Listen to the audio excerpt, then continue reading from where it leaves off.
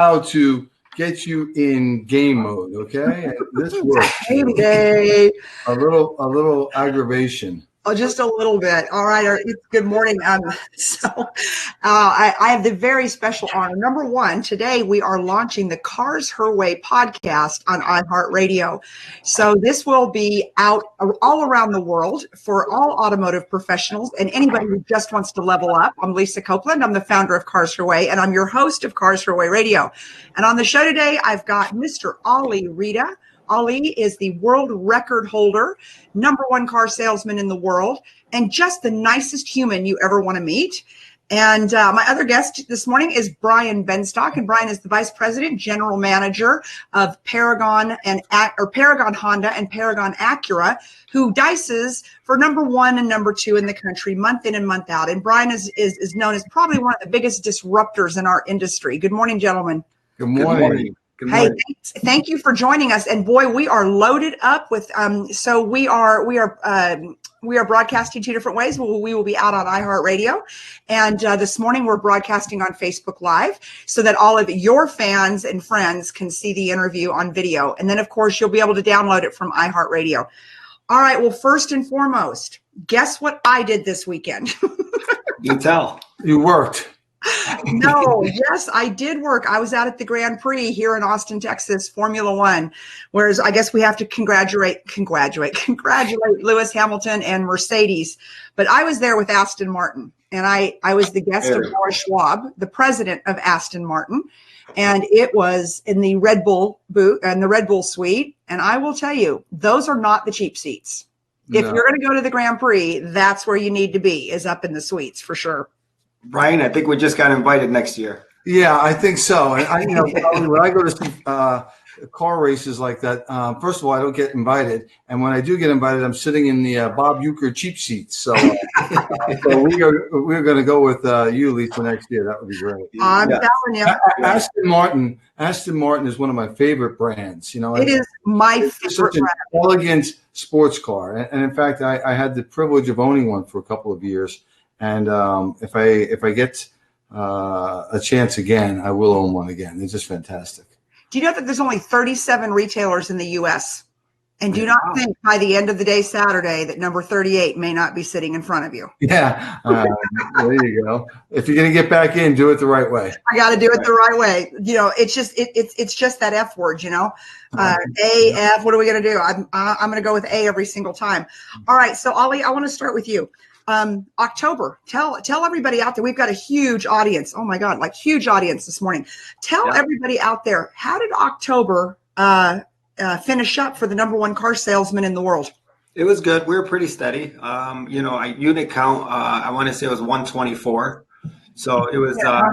Now you're not talking about for your store, right? You're talking about for yourself personally. Yeah. This is for myself personally. 124 new retail deals for the month of October. And, we had a couple of challenges. We had the strike was going on.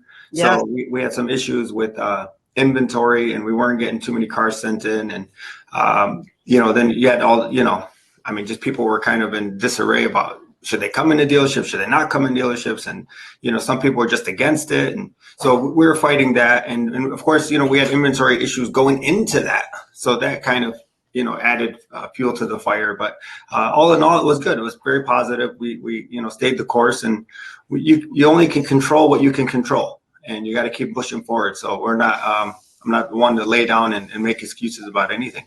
Lisa, let me add to that. Many of your listeners may not be aware. Ali Rheda does what he does in Detroit. So, when there's an automotive strike in Detroit, as a sign of solidarity, that may have caused some customers to stay home. It's not like it was the strike was in some faraway place. That is a UAW town, and your customers are UAW employees. I never even thought about that. That's an incredibly strong job. Anytime, any environment, but under those circumstances, Ali, you might have had to dig down and work a little bit this month. Yeah, I did. And you're right, because we do feel it first, because, if those people are not working, then, it trickles down to, restaurants and stores and the people that work at, the wait staff, and it trickles down to those people not spending money, and people don't realize how fast that catches up to you. So people are scared to spend money. Sure, apprehension. You don't know when your next paycheck is coming in, or where it's coming in, or if it's coming in. So if it's coming in, cause a reasonable person to say, let's hold off on this purchase if we can. So that's really a spectacular job. We're very blessed. Well, Mr. Benstock, I'm going to have to bring you in as a co-host, because you actually know more than I do about what was going on with the GM strike and the actual market conditions in Detroit. So tell us about the market conditions in Queens, New York, and how Paragon finished up in October. Well, I guess it would be dependent on who you asked. We had a very strong month. We finished up 39% year over year compared to Honda's being up 9%. So we over-indexed Honda's increase in sales. Last year, there weren't as many incentives on as there were this year. Honda is looking to finish the year strong.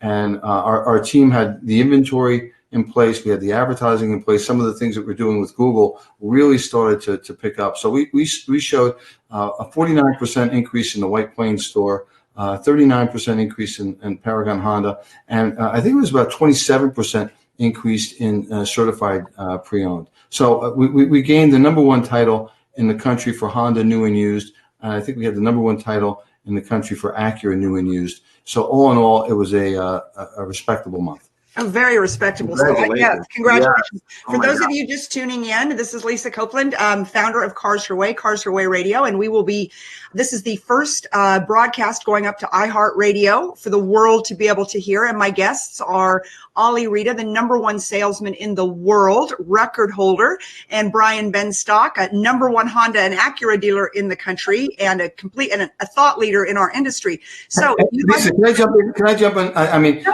I am giving your spill. And if everyone just share this, share. I feel like I don't belong on here with Ali Rheda, because my God, I feel like I belong on here with Ali Rheda. But let me tell you something. Let me tell you about the power of this man. I posted a picture of he and I on LinkedIn. He's in a baseball cap, a t-shirt, and jeans. And I'm, of course, in my normal outfit. I sleep in this outfit. Yeah, I was going to say you're in your Men in Black suit. Right, but I posted a picture. We had over 100,000 people say, "What's going on between these two guys? Amazing. I want to be a part of it." And the engagement was crazy. I was just like posting the picture to show the world, "Hey, I know this guy." Exactly. I was doing the same. I just stopped there. I just stopped there to say hello. Yeah, I want to be respectful, because he works for a company, and I want to be respectful of his boss, and I don't want his boss to get the notion that I would try and steal Mr. Oh, Rheda. you'd steal him in a hot minute, Brian. No, I wouldn't do that. You know why? Lisa, you don't know me. I wouldn't do that. I respect the environment that cultivated this man.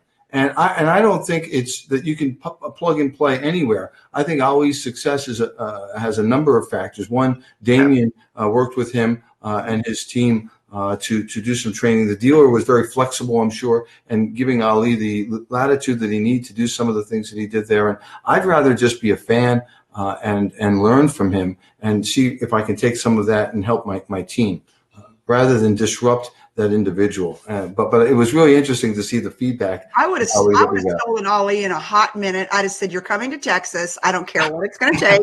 Well, you are relentless. I'm relentless. So. I'm all about, you want to show books, I'm all about car buying. Oops, there we go. Her way. Right. Anyways, that's not a shameless plug. So my favorite Ali story, I was in Detroit a couple of weeks ago, and Ali says, "I'll pick you up from the airport." So I'm thinking, okay, he's going to send a port, because he isn't going to disrupt what he's doing because he's selling cars. So I figured, he's just going to send a porter over from the airport. Or to the airport, pick me up. I had another event I had to be at. So I was like, sure, I'd love to. And we'll bring you by the dealership. I was like, absolutely. I want to come by and see you. White Rolls Royce comes with a driver in a tuxedo. And I see this sign that says Lisa Copeland. And I'm like, dang, those porters dress nice at Ali's place. And then we get out to the parking lot, and there's a white Rolls Royce sitting there. And I'm like, what's this? And he goes, "Oh, no, that's for you. Ali sent it for you." top that one, Brian Benstock. No, I can't. I mean, I had a guy named Peter pick you up in a Honda Civic, CPO, and it was CPO, and great. and we. No, you actually had me picked up in an Escalade one time. So okay, I will, yes. All right, that's good. Yeah, so I'm going to throw you a little bit of a bone. But Lisa, nobody ever beats Ali Rheda in my book. But Lisa, what you're saying, we're laughing about it. But I wasn't laughing. He's my hero. But you look at that white glove service, right? Yeah. And now here we are talking about it, and it's talking about it the rest of my life. And that you will remember that, and I think that speaks volumes to the man and the way he perceives his relationship with his customers and with his business associates. So I think that's no small. It's not a ploy or a technique. No, it's just always just. I think it's just that follow through on the pitch. It's that swing on the golf club. It's that little extra that makes a huge difference. So Brian, that's a big extra. Yeah, well, we're getting your Bentley polished for the next time you're in town. Because I am going to be there the week after next. So it might not be again. And here's the deal: I don't want a Bentley. I just already told you that he picked me up in a Rolls. Now an Aston might work. Okay, Aston is a perfect choice now. It is a perfect choice. I'm telling you, I'm putting it to the universe. Retailer number 38, United States of America. Is there a better looking car than that DB10? Oh my God. Okay, so Brian, that's what I was at, was the DB10 reveal the other night. We walk in, they're like, we need your phones. I'm like, no. And they're like, yes. If you look at that car and your resting blood pressure pulse doesn't change, you're in the wrong industry. And it was designed for women. I start getting sweaty palms and starts doing what customers do. Can I afford it? How much? Well, how much a month? How much a month? It's $0 down and $17.99 a month on a lease, and it's only $185K. $185. I paid $150,000 in 04 for a Cayenne Turbo. Yeah, I'm just sitting there telling the president of Aston, I'm like, we need to up the price on this little baby. Hey, by the way, I was in. You had you picked me up one time in your Mercedes, and I don't want to say anything, but that thing had more plastic in it than my son's Legos. Okay, I mean, my Lord, and you were just in shock because you were looking at the building like, so where's the city? Where am I at? I'm like, you're in the capital of Texas. You're like, what?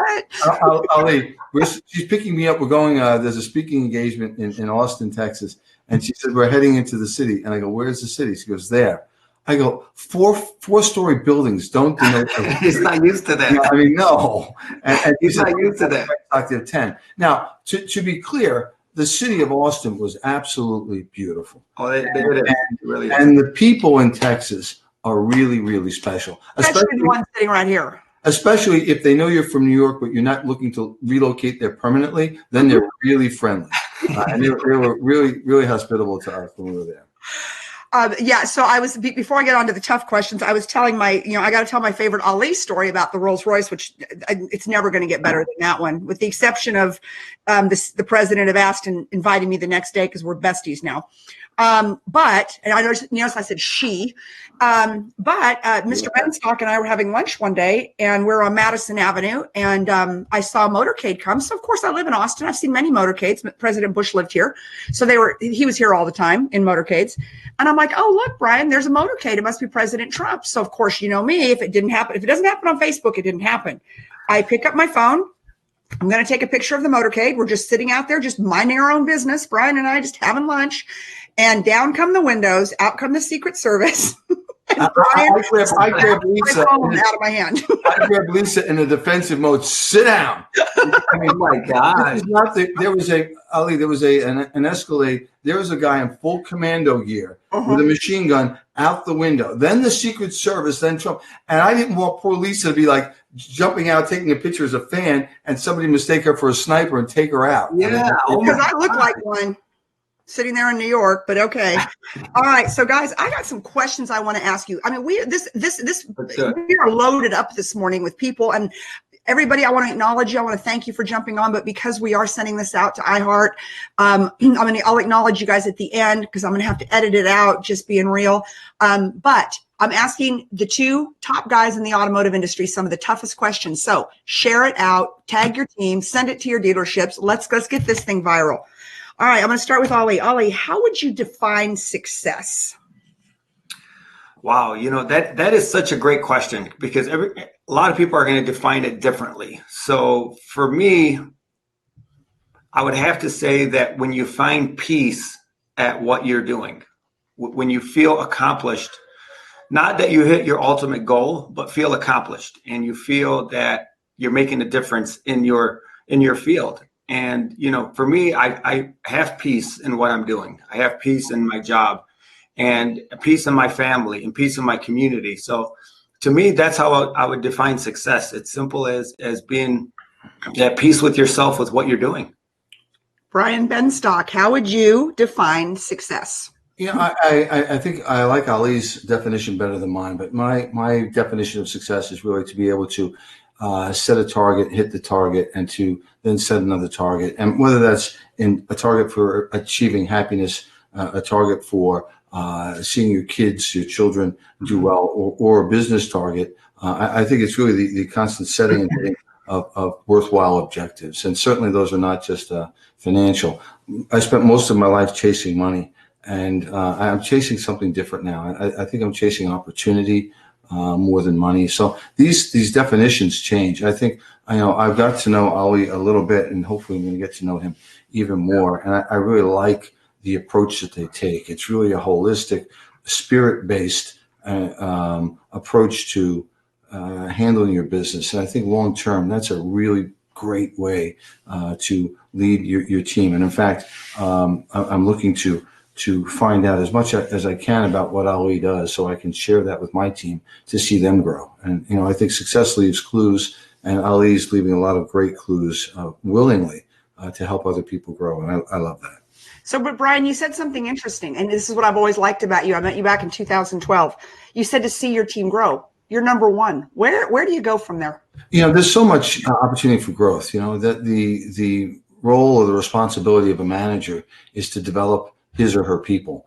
And developing people is not just selling cars, but developing people is helping them buy a house if that's important to them, to save some money, to put away a college fund. I mean, I tortured a finance manager for not having medical care for his children and for not having a college fund for his children. And I said, you've got all these pictures of your wonderful children on Facebook, but you don't have a college fund for them. How dare you? And you don't have proper insurance for them. How dare you? And I'm outside of the bounds of my job doing that. But I felt, in part of developing somebody, what is success if you don't have those things handled? And and he, to his credit, and this is several years ago, has really turned around 360. He purchased a house. He has those things. And there are no less pictures on Facebook, but now there's some substance behind it. So, it's taking that team to the proverbial next level. And being number one at Honda doesn't mean that we're number one in all brands. And as you may be aware, we're looking at how do we take advantage of the disruption that's going on to expand well beyond our market, and to take learnings from Amazon and the Carvana and to really change the way that people transact. And I think that's where you and I got to be friends, is that you and I had similar kind of thinking, Lisa, that it's not just about selling cars, but how do we take advantage of the disruption to bring the industry to a completely different place. Now, if you take that with Ali's approach, if you take mass merchandising, internet platform with and I'm not going to say faith-based, because Ali, you and I have never talked about faith, religion. But it is spiritually based in goodness.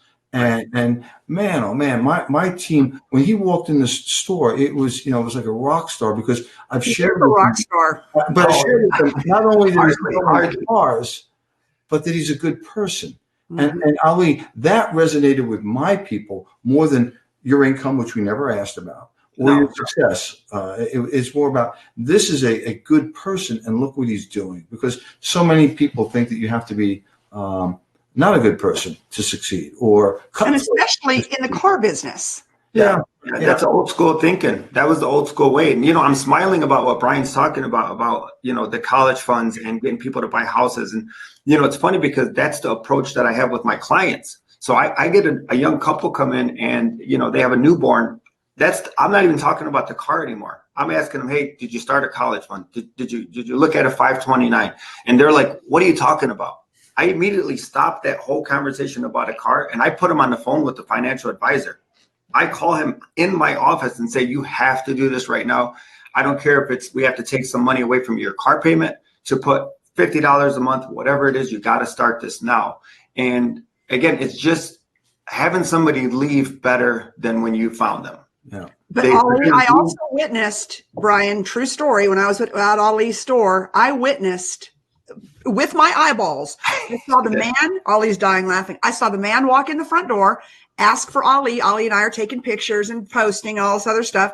And I said, well, Ali, go help your customer, whatever. And he's like, oh, I'll be back in a few minutes. That man, from the time he walked in the front door to he wanted a 36-month lease. I saw Ali tell him, no, you need a 24-month lease. To the time he drove over the curb, what was it, Ali, 20 what minutes? Maybe 25 minutes. 25 minutes, because literally Ali sent me a picture with the light, with the tail lights going over the curb. He's like, yeah, 20 minutes. So let's break that down, right? Yeah, I saw it firsthand. It is not an urban legend. She couldn't believe it. Yeah, she couldn't believe it. I don't think anyone on his feed believe. Benstock's not believing it. Look, he's about to ask a bunch of questions. First of all, not only do I believe it, it's the only way he can achieve what he does. You've got capacity issues. Right. He can't spend 4 hours. But it's interesting because what's good for Ali is also good for the customer. And if you do what's best for the customer, that'll be best for you. So that's the. The guy was there on a coffee break, Brian. It wasn't even a lunch break. The dude was on a coffee break and he got a car.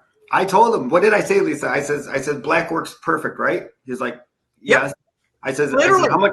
Literally, the guy's like, I want a 36-month lease. Ali's like, nope, you need No, we're going 24. I go, yeah, 20 minutes? He goes, yeah. I go, okay, you'll take the car with you right now. Literally, because I have cars ready, by the way. Yeah. Cars are ready. The guy, from the time Lisa and I are taking pictures, the guy's driving. So, I mean, why are we complicating things in our industry? Why are we making it harder than it needs to be? People are looking for an advisor, and that's what we need to be doing. We need to advise them. And like you said about houses, I look at somebody's credit and I see that they're in a 30-year mortgage.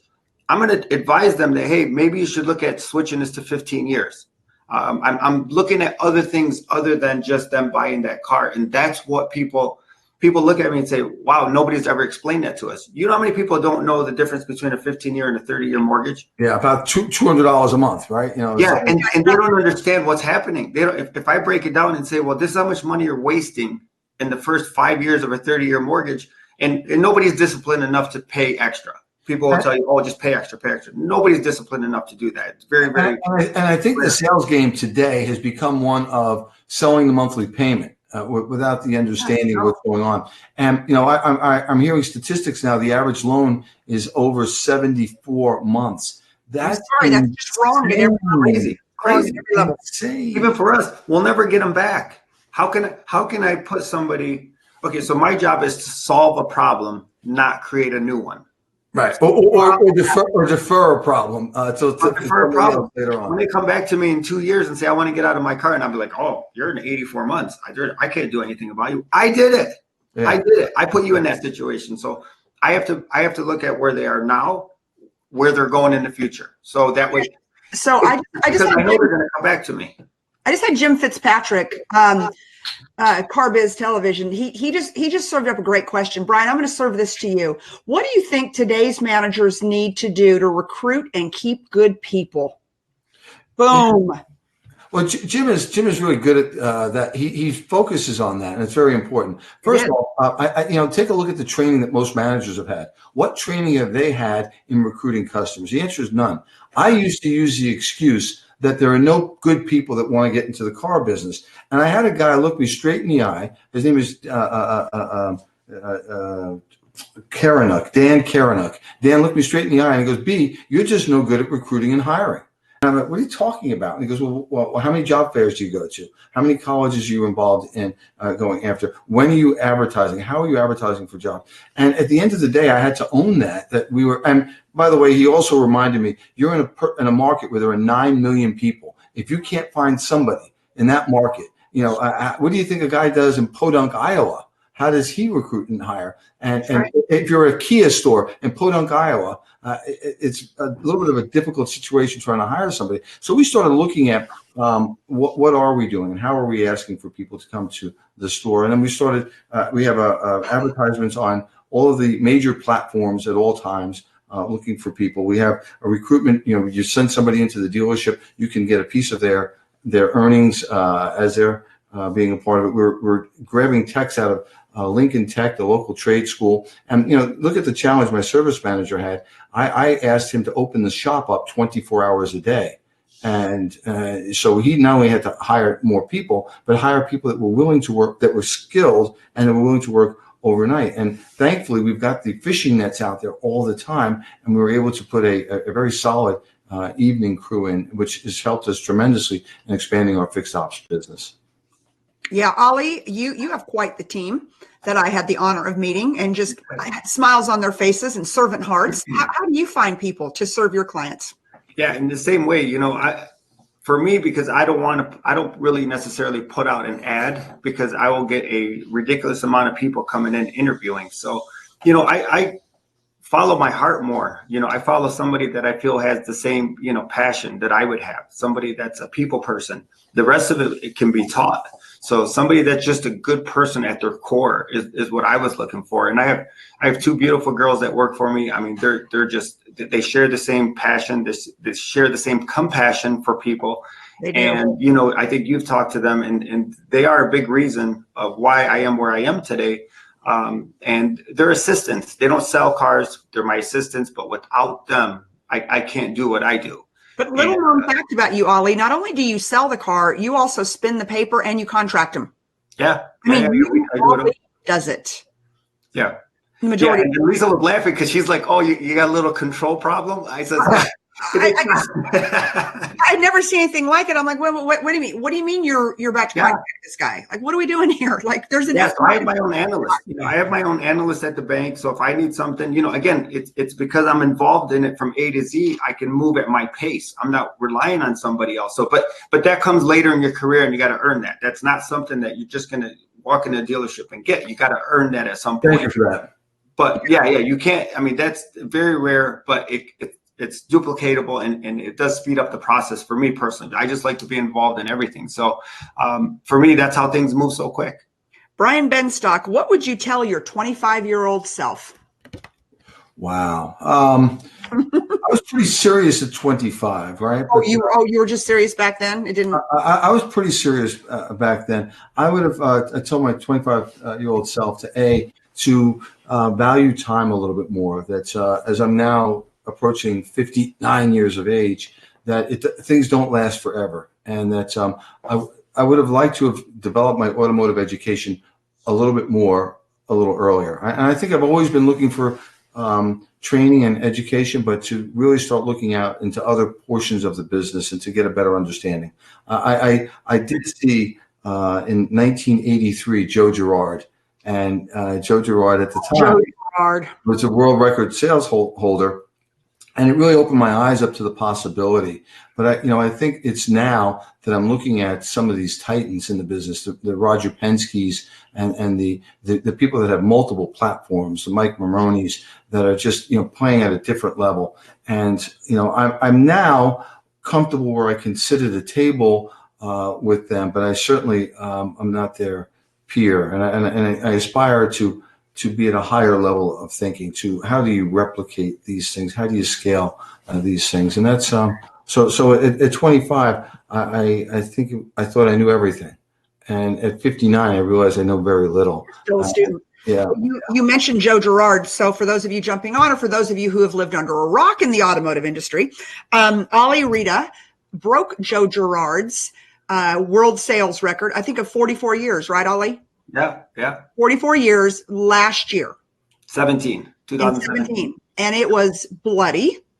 and Mr. Gerard protested or contested it, and of course you proved it out, and you are the world record holder, and even Guinness Book of World Records got a little bit scared, and so it was very interesting. But you were just a class act all the way through it. But what would you, Ali, tell your 25-year-old self? Gosh, I think about that, and I think I would go back and say that approach this industry as a career, not as a job. Because I feel a lot of people kind of come into our industry by accident. A lot of people say that, well, I just kind of fell into this, because I was looking for something else and it was temporary. And we approach it as a job, and it's quite the opposite. This is a career. This is something that you can actually be proud of. This is a noble, long-term, lifelong career that you can look at. And I wish I had approached it early on. Now, I figured that out later. And it wasn't just because of the money. It was because of the love that I actually had for it, the love that I had for people. And I think when I first entered, I did do it because I needed to survive. I did it because I needed some money. I needed, something better.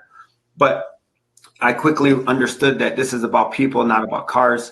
And I found out that this is going to be my career. And, maybe I lost a few years early on, but my 25-year-old self, I would definitely say that. And you're making up for it. What's that? You're making up for it. So yeah, I'm making up for it. There's one more thing that I would have told myself back then that is kind of an old school thinking of the car industry. I would have told myself to get out of debt early. That's one thing that we do not teach in our industry that we need to kind of focus on. Getting out of debt early is such a big part of being successful and having a successful career, is because early on, the old dogs used to tell you, we need to get this guy buy a house, buy a car, buy a boat. Ali, I remember a man teaching us motivation by debt propulsion, encouraging salespeople. And by the way, this wasn't my mentor, but somebody I knew that was saying motivation by debt propulsion. And what we don't realize is that debt becomes a burden. It's a bag of rocks. Absolutely. To carry around. You have a bad month, now all of a sudden. In fact, my good friend Sharon Lecter, you guys know her, she co-authored Rich Dad, Poor Dad. I asked her to write a curriculum for me for salespeople on how to live on commission, because that would be the thing, to y'all's point, that I would see a salesperson, especially in the brand that I was in, NHTSA decides to put us on stop sell. Now what happens? They don't have any money next month, or they had a big month and they went and blew it, whatever it may be, work down their pipeline. And that was when you would see a great salesperson turn to a bad salesperson, and then spend their time distracted looking on LinkedIn for their next gig. Yeah. And nobody talks about that. Nobody's talking about that. Not having a house payment, not having a car payment, not having those burdens on you releases your mentality. I mean, your mindset is completely different. I don't have to feel like I have to sell this person to make my house payment. I could actually help this person, and that mindset carries on, and you're just going to feel happier. But nobody talks about that. So my 25-year-old self, that's what I would be focusing on: not getting in debt, not biting off more than I can chew. Like you said, I have a big month, and then I'm going to get fired the next month. You're struggling. Yeah, you can't. You're struggling. It's an old school way of thinking. We got to teach that a little bit more. Okay, so in this world of what we call omni-channel marketing, right? It's everywhere. We're doing traditional radio, television, social, digital, whatever, events, whatever it may be. If you could only have one marketing channel for your business to continue your business at the level it's at today, but you could only choose one, which one would you choose, Brian Benstock? I would choose digital. And there's really only two choices with digital. It's Google and it's Facebook and the properties that they have. There's no maybe here, and this may butthurt a bunch of agencies, but they've been selling us a bunch of stuff. And let me tell you, anything that the agency is going to sell you that's digital is sitting on a Google platform, period. Okay? So just go to the source. We just lost 99 people, Brian Benstock. No. Agencies are going away as AI takes over, right? Placement of digital ads. Right. You don't need an agency. Our ads, Lisa, are updated 44,000 times a day. 44,000 times a day, based on all of the different opportunities that are in the market that we've selected. I brought the market back from 25 miles now to 10 miles, and I'm shopping for store visits. Those are people that have the highest statistical probability of doing business now and in the future. And if I want to grab them from digital, there's 2 channels to reach them. That would be Facebook and their products, which would be Instagram, and that would be Google and their product platforms, which will also include YouTube. You can get 90% of what you want done by going there. And let's face it, people are searching, and when people search and they buy a car, there are patterns. The AI, the intelligence today, recognizes those patterns and can serve those customers up to you in the market that you select. So if somebody goes on the OEM website, then goes on cars.com, and then goes to your dealer website, don't you want to know about that? And those are the customers with the highest statistical probability. You can't buy a television ad anymore. Leave that to the OEM. Leave that to create awareness. And then when the customers do want to find out where they can get it, they can come to you. One quick thing that this burns my butt. If you search oil change near me, if you do a Google search for oil change near me, you know who's not there? Any dealer. It's no wonder we've lost 80% of our service business to the independents. Who comes up? Every independent. The dealers will put in Paragon Honda oil change, but that's not how people search. If I have a Chevy, I want oil change near me. And if an independent comes up, they're going to get the business. So we've forfeited that business. And as people are starting to understand how Google works and how Facebook works, we're going to be able to leverage the stuffing out of it. And just a little known fact, and then Ali, I'm going to get to you on that question. Women consumers, which is my expertise, spend 8.5 hours a day on social media. So why would we not take our advertising, our offers, and everything else to where she is? Because she bought 54% of the cars registered in 2018 were to her, and she influences 85% of all purchases. Why would she not be where she's at 8 hours a day? And by the way, there are patterns in each market to how women shop. And it's, I'm not going to paint all of any group with one brush, but there are patterns. They go here, here, and here. And the AI picks up on that pattern, and it gives somebody the ability to buy that store visit if they wanted to. So. All right, Ali, same question to you. If you could use only one marketing channel, what would it be? Yeah, well, first thing, I'm going to agree with Brian on that answer, but I'm going to also answer it from a salesperson point of view. So Brian's answer is correct when you're looking at the whole dealership and you're looking at the totality of the situation. As a salesperson, I'm going to still go with community. I'm going to go with hands-on, old school, shaking hands, meeting people in your backyard. Word of mouth. So give us an example, because in my mind, and this is what I was trying to figure out. I've always tried to figure out about you, right? Yeah. You're selling, and I saw it firsthand. I saw the 20-minute car deal go down. But you are selling the car, you are contracting the car, you're spinning the paper, you're doing all of that 125 times a month, plus the 3 other people that probably don't buy a car that come in there. All right, so you have that much. And you only work 5 days a week. When are you out in the community shaking hands and kissing babies? How do you make that happen? I mean, look, there's events that are fun to go to. I mean, there's if you own a child, I mean, there's school functions. If you're, I'm off on the weekends. I go to the local community center, play basketball. You can't just, I'm not talking about advertising in the community. Just put up your billboard and hope people are going to come and see you. There's a difference between putting up that billboard and being present where you advertise. Let's not forget the power of human touch. Let's not forget that. If I can hug you, I can see you, I see your kids, I become the same as they are.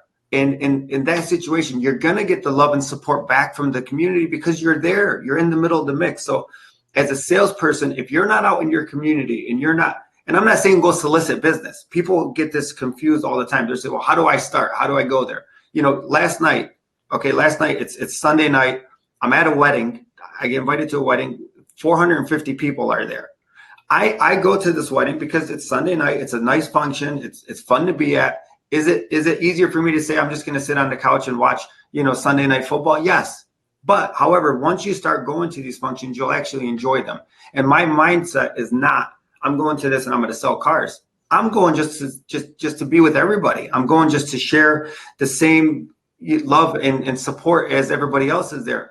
But Ali, give your fans that are on this on this feed, tell them, because how do people? I mean, because I know you. I mean, I know you're not like, hey, buy a car. Like I'm the buy a car gal. I was when I was a dealer. and it worked for me. But how do those 400 people know, besides, of course, they probably picked up a newspaper and they recognize you from breaking the world sales record, but how do you network? Because you're not on social media. Because it's my community. I've been involved in this community for many, many years. The reason why people give up, that salespeople give up, is because we expect instant gratification. The first charity function I went to, I thought, oh, I'm going to leave here with 10 car deals. And I left with nothing. I barely made a friend. So it takes, and salespeople don't give up. You got to realize that it takes probably 3, 4, 5 years before you see any reciprocation as far as business is concerned.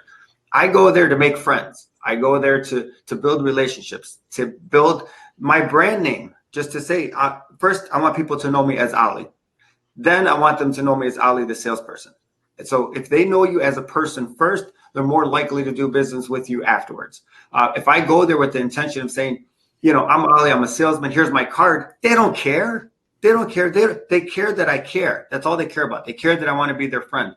And people are going to come to you because of the person that you are.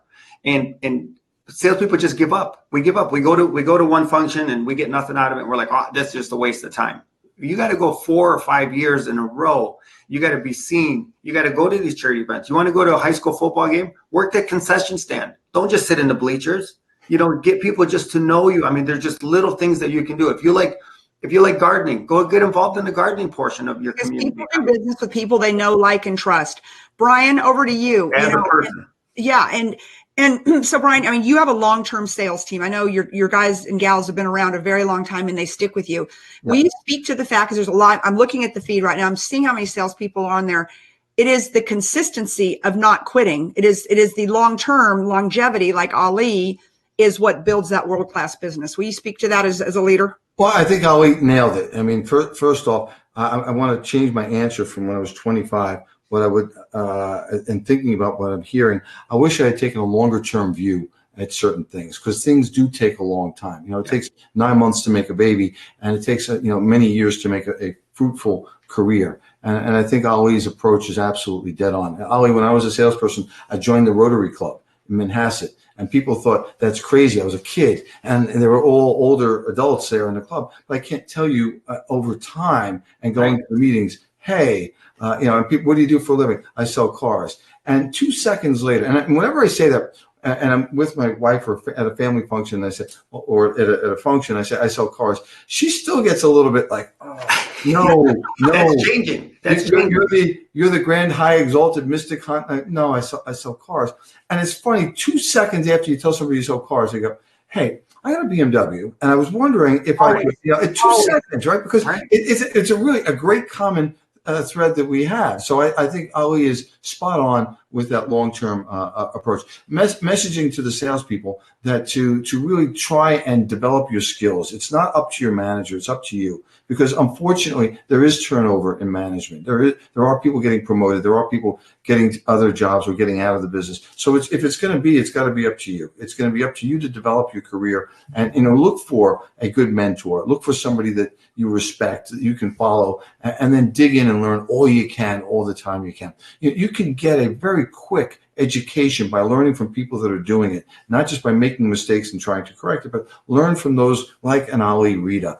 My guys were like all over this guy when he walked into the store. I mean, they were this, and some of my guys, the better guys, were all over. Oh my gosh, is he coming back? When is he coming back? And we are having Ali come to the store to give a Saturday morning sales meeting on the 16th. And I'm excited. We are so excited. Ali and Damien, and out of respect for Damien, Ali gives Damien a lot of credit for guiding him. So Damien's a great man. He's on here, by the way.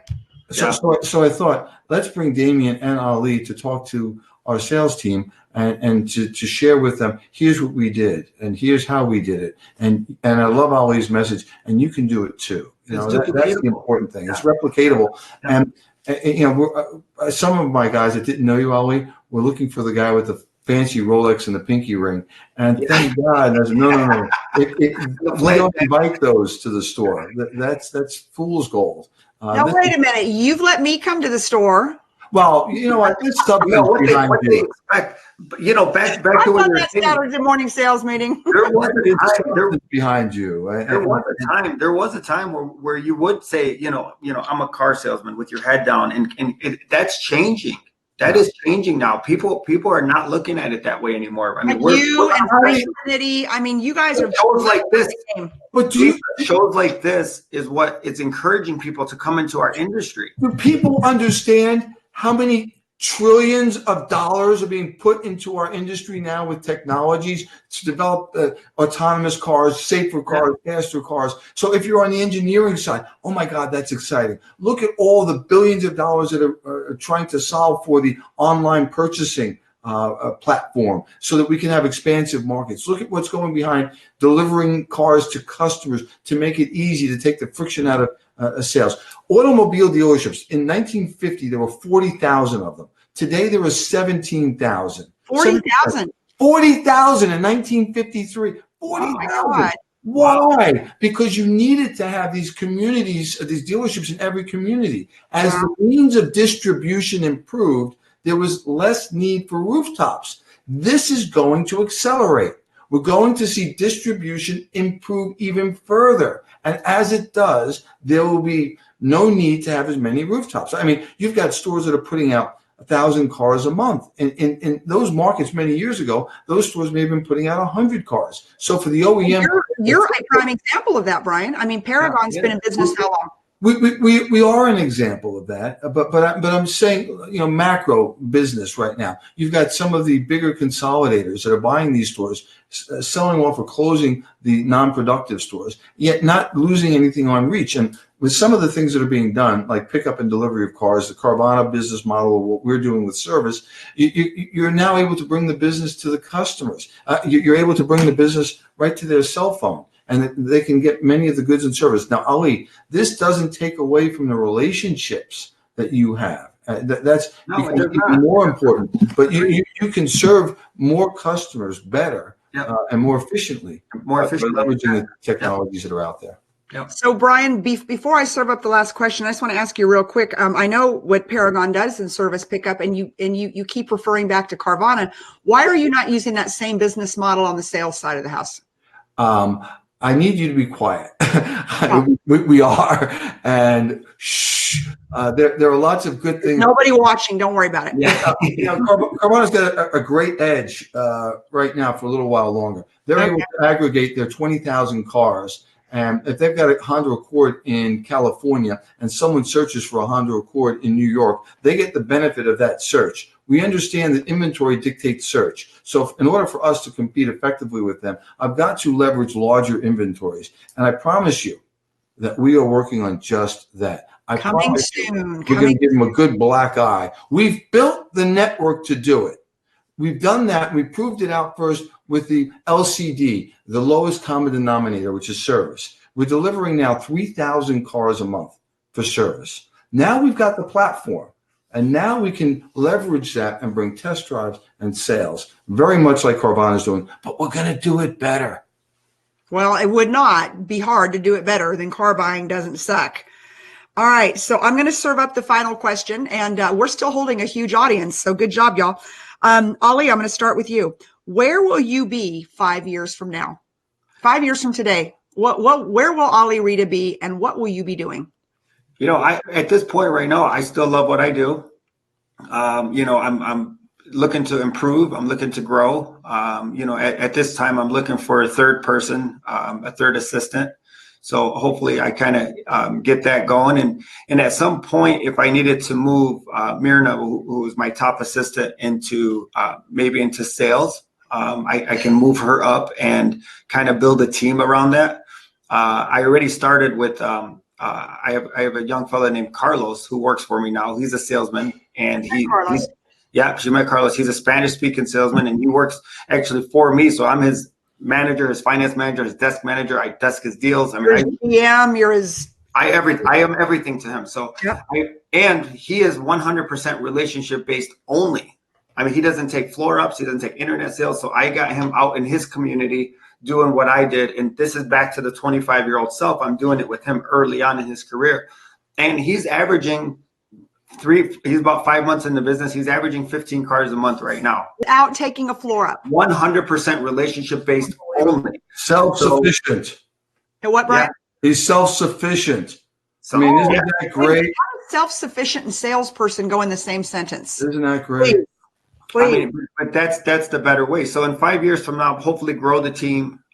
Can continue what I'm doing. I still love what I do. I feel like I still have the energy to keep doing it, and just try to help out as much as I can, and share the knowledge. I'm getting better by sharing, and the last couple of years I've shared as much as I possibly can, and I've gotten better because of that. Not just as a salesman, as a person. But Ali, how do you feel when you and somebody, Lisa's asking, where's Ali located? He is in Detroit, Michigan. Woodside. Yeah. Woodside. I know. I was like, wait a minute, Brian, that's you. Don't confuse me here. So Ali, what happens to you when you have a bad month? Help these. We have so many people on this. It's ridiculous.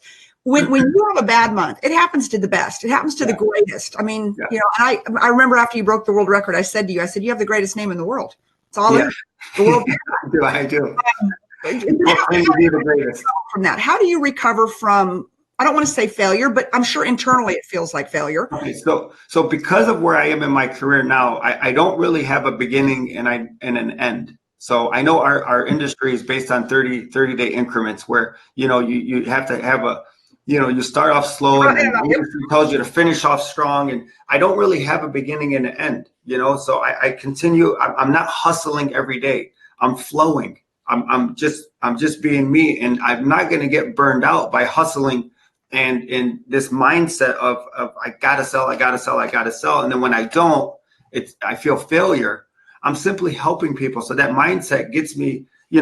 It gets me to not have those objections in my mind where I had a bad month. Now I have to be careful when I say a bad month might be 100 and a good month might be 130. So that's a big swing. Right? Or a 150 to 100. That's a big swing of a month, but I don't let that bother me. I don't look at the numbers. Now, for a lot of people that know me, I never know where the numbers are throughout the month. I have no idea if I'm at 50 or if I'm at 80 or if I'm at 10.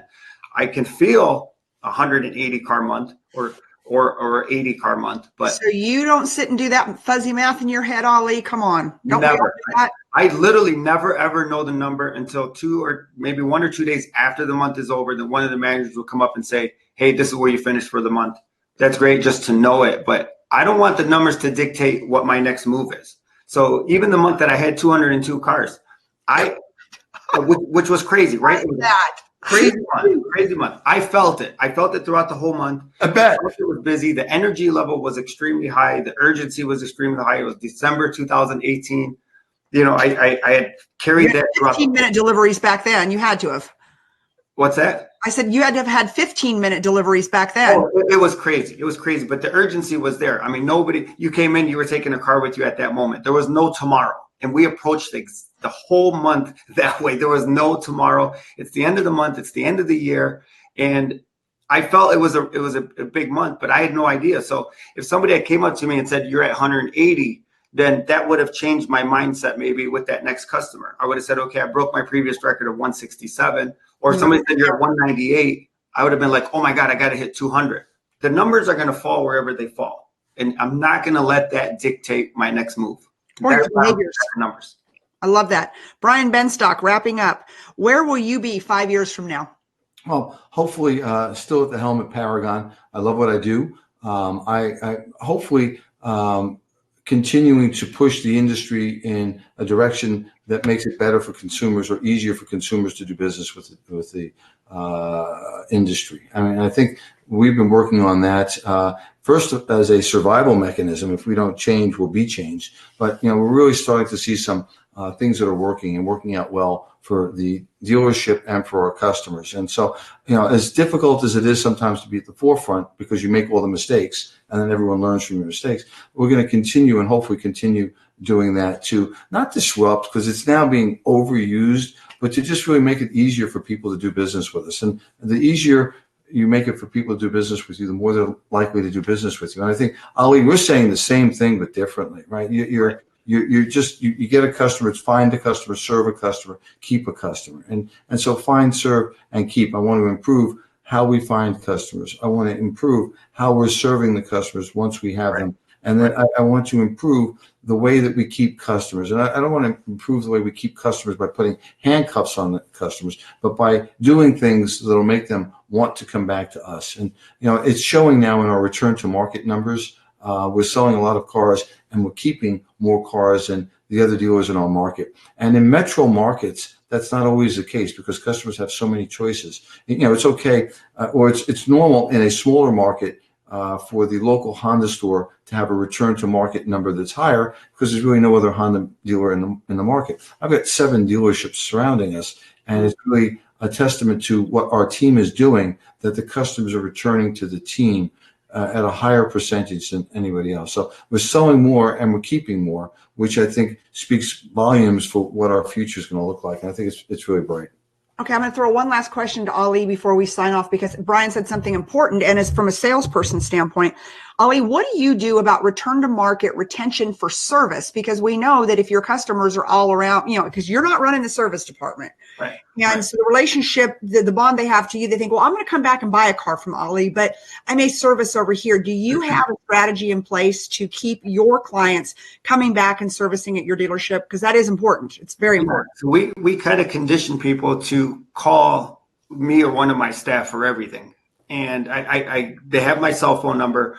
They have my staff's cell phone number. And they have obviously the office phone numbers. They're on keychains. They're on their envelopes in the car. I mean, my phone number is everywhere that you can look. So we have them kind of conditioned to call us for oil changes, call us for flat tires, call us for billing issues. And it's not because I want to go change their oil or I'm going to go out. You're a control freak. Let's call it. Okay. You know what, Lisa? Control that situation, right? So. Right. I do it. I fix the problem with one phone call. They call me. It's literally 15 seconds. They call me. They say, hey, I need an oil change. No problem. Hold on. Let me connect you.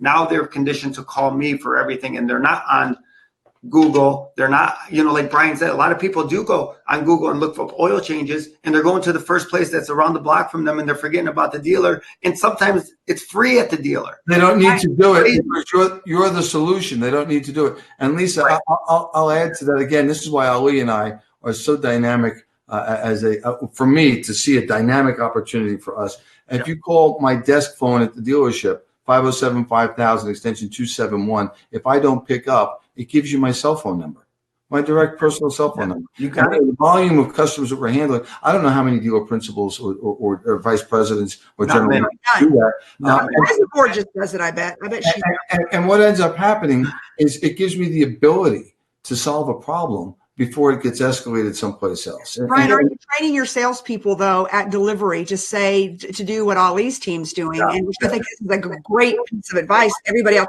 selling cars, you tell your people to call you and you'll connect them. But, so many salespeople don't want to do that. Like, I've sold the car, I'm done. That's service's job. Lisa, look what happens. We all know they call service and nobody answers. They call again, nobody answers. They call the operator. The operator sends them over somewhere else, and then they get lost in the shuffle. And now you got a frustrated person. So why am I going to send them through all that when I can just answer a 15-second phone call and just handle it immediately? And the backside of that is now they're conditioned to call you for everything, and they're going to naturally call you for a car when they need a car, or when their friend needs a car, or a family member needs a car. They're going to force people to come and see you by the amount of good things that they're going to say about you and the level of service you're providing. I mean, that's what it's all about. And that's how we keep that retention. Well, gentlemen, it has been 1 hour and we could talk all day. I mean, you two have held this audience the entire hour. So I know everybody out there. Yes. And thank you for and your wisdom. Yeah. And I will see both of you in New York City next week or week after next, I think. So anyways, thank you again. It's Lisa Copeland, Cars Her Way Radio, iHeart. And for those of you tuning in, my guests today were Ali Rheda, the world's #1 car salesman, and Brian Benstock, Vice President, General Manager of the #1 Honda and Acura store, Paragon Honda and Acura. Gentlemen, thank you so much. And thank you for pouring into our industry. Thank you very much. Thank you for having us. Thank you. All right. Bye-bye.